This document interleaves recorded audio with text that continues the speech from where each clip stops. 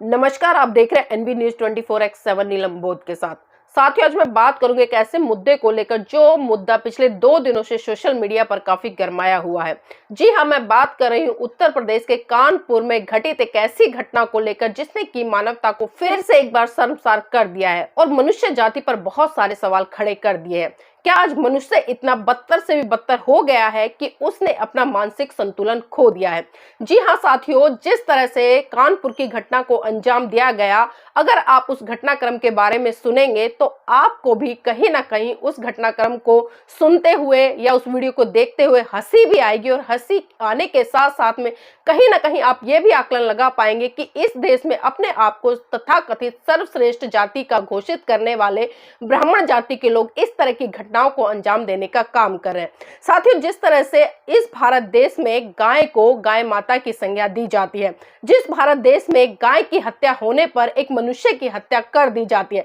जिस भारत देश में गाय के नाम पर हजारों गौशाला खोली गई है, जिस भारत देश में लोग गाय का मूत्र पीकर अनेक बीमारियों का उपचार करते हैं, जिस भारत देश में गाय का गोबर खाकर बहुत सारे डॉक्टर प्रैक्टिकल करके बताते हैं कि गाय के गोबर में क्या क्या पौष्टिक तत्व होते हैं, इस तरह की तमाम ऐसी घटनाएं आपने सोशल मीडिया पर अलग अलग वीडियो के माध्यम से देखी होगी। लेकिन साथियों, मैं आपको बता दूं और मेरा सवाल खास करिए उन लोगों से जो अपने आप को गोरक्षक कहते हैं, हिंदू विश्व परिषद का कहते हैं, बजरंग दल का कहते हैं, या फिर अगर मैं बात करूं माननीय योगी आदित्यनाथ की, जिस तरह से उन्होंने उत्तर प्रदेश में जो गोरक्षा का मुद्दा था उसको भुनाने का बहुत बड़े स्तर पर काम किया था चुनावों में। लेकिन साथियों, उत्तर प्रदेश के कानपुर में जो घटना घटित है उसको लेकर आज तथाकथित सारे हिंदूवादी, ब्राह्मणवादी और खासकर जो गोरक्षक है या हिंदू विश्व परिषद है या बजरंग दल है, यहाँ तक कि माननीय योगी आदित्यनाथ भी चुप्पी साधे बैठे हैं। साथियों, घटनाक्रम इस तरह से है, कानपुर में गाय के साथ में मिश्रा नाम का व्यक्ति सेक्स करता नजर आता है। साथियों, ये वीडियो सोशल मीडिया पर वायरल है और इस वीडियो को देखकर आप आकलन कर सकते हैं कि जो व्यक्ति या जो संगठन या जिस मानसिकता के लोग गाय को अपनी माता कह रहे हैं, उसी मानसिकता के लोग आज अपनी मां के साथ में सेक्स करने का काम कर रहे हैं। साथियों, बात बहुत कड़वी भी है, सुनते हुए आपको बहुत गंदा भी लग रहा होगा, लेकिन आप देखिए कि किस तरह से दूषित मानसिकता के लोग इस तरह की घटनाओं को अंजाम देने का काम कर रहे हैं।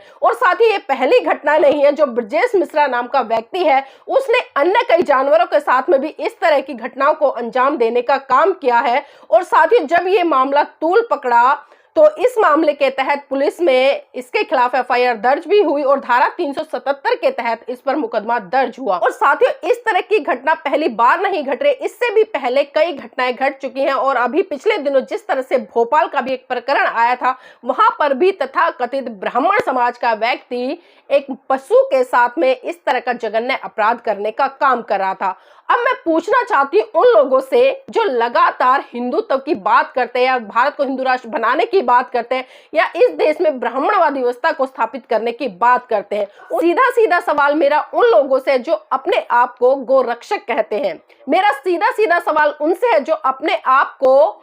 बजरंग दल का सदस्य कहते हैं, या जो लोग बहुत सारी गौशाला खोले हुए हैं या गौशालाओं के नाम पर आज करोड़ों अरबों रुपए कमाने का काम कर रहे हैं। क्या अब आपकी भावनाएं आहत नहीं हुई जब ब्रजेश मिश्रा नाम के इस व्यक्ति ने आपकी गाय माता के साथ में सेक्स करने का काम किया? अब आप लोगों ने इस प्रकरण को लेकर चुप्पी क्यों साध रखी है? क्या यही आपकी संस्कृति है? क्या यही आपका धर्म है? क्या यही आपका ब्राह्मणवाद है कि एक मनुष्य के साथ में जो व्यवहार होना चाहिए वो व्यवहार मनुष्य के साथ में ना कर कर वो एक पशु के साथ कर रहा है, और वो भी वो पशु जिसको कि आप गाय माता कहते हैं, जिसको आप सुबह उठकर रोटी खिलाने का काम करते हैं, जिसके लिए आपके परिवार में अगर रोटी बनती है तो पहली रोटी गाय माता के नाम की बनती है और आप उस गाय माता को पूजने का काम भी करते हैं। लेकिन उसी गाय माता के साथ में जो ये ब्रजेश मिश्रा नाम का व्यक्ति है, ये कितना कुकर्म कर रहा है,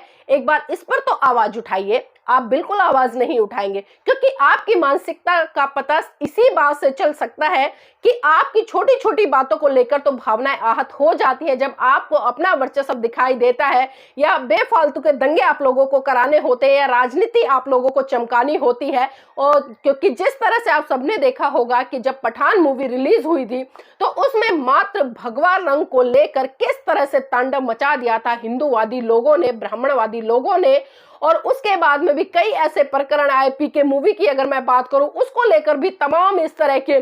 जो संगठन है वो निकल कर आए, जिस तरह से आपने देखा होगा। और जब पद्मावती मूवी आई थी उसमें भी आपने देखा कि किस तरह से चाहे करणी सेना हो या बजरंग दल हो या बिंदु विश्व परिषद हो, इन तमाम लोगों ने जितना तांडव मचा सकते थे उतना तांडव मचाने का काम किया। और यहाँ पर मैं माननीय योगी आदित्यनाथ जी से भी सवाल करना चाहूंगी कि आपकी सरकार लगातार गोरक्षक की बात करती है, गाय की रक्षाओं की बात करती है, बहुत सारी गौशाला खोलने की बात करती है, लेकिन इस तरह के जब अपराध होते हैं तो आप उस पर एक शब्द भी नहीं बोलते नजर आते, और खास कर ये हिंदू संगठन के लोग। तो साथियों, आप इन्हीं चीजों से आकलन कर सकते हैं कि आखिर इन लोगों की मानसिकता क्या है और ये कौन सी संस्कृति के पोषक है। और जो लोग लगातार आज भारत को हिंदू राष्ट्र बनाने पर तुले हुए हैं या हिंदू राष्ट्र की बात कर रहे हैं, वो सभी कान खोलकर सुन ले, भारत कभी भी हिंदू राष्ट्र ना था, ना है और ना ही कभी बनेगा। और आपकी जो मानसिकता है, जो आपकी संस्कृति है, वो आप भली भांति देख रहे होंगे कि इस तरह की दूषित मानसिकता के लोग किस तरह से